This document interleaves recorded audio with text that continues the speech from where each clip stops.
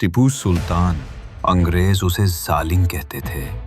कुछ लोग कहते हैं वो हिंदू का दुश्मन था, कुछ कहते हैं वो फैनाटिक था। लेकिन क्या ये सब झूठ था? क्या अंग्रेजों ने एक आजादी के सिपाही को बदनाम कर दिया? आज हम जानेंगे असल सच, टीपू सुल्तान के खिलाफ अंग्रेजों का propaganda. Tipu Sultan 18th century में मैसूर का हुक्मरान था। उसके पास मॉडर्न टेक्नोलॉजी थी। रॉकेट वॉरफेयर का इन्वेंटर भी उसे ही माना जाता है। उसने 4 एंग्लो मैसूर वॉर्स लड़ी और कई दफा अंग्रेजों को पीछे हटने पर मजबूर किया।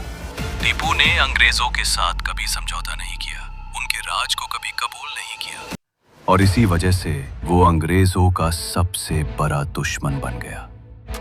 उन्होंने सिर्फ उसे जंग में नहीं हराया, उसकी इमेज को भी मारना था। वो जंग बैटलफील्ड पे नहीं, कागजों और किताबों में भी लड़नी थी। 1719 में जब टीपू सुल्तान शाहिद हुआ, उसके तुरंत बाद अंग्रेजों ने किताबें लिखनी शुरू की।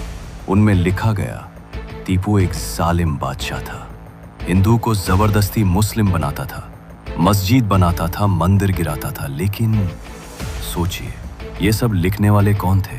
अंग्रेज अफसर, वही लोग जो उसके दुश्मन थे।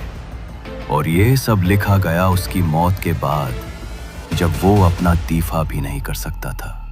असल सोर्सेज और कुछ इंडियन हिस्टोरिकल रिकॉर्ड्स कुछ और कहते हैं। टीपू ने हिंदू मंदिरों को ग्रांट्स दिए, उसके कोर्ट में हिंदू मिनिस्टर्स थे, उसकी आर्मी में हिंदू और मुस्लिम दोनों ऑफिसर्स थे। उसने कुछ लोगों को सजा दी, लेकिन उनकी जात या धर्म की वजह से नहीं, बल्कि गद्दारी की वजह से।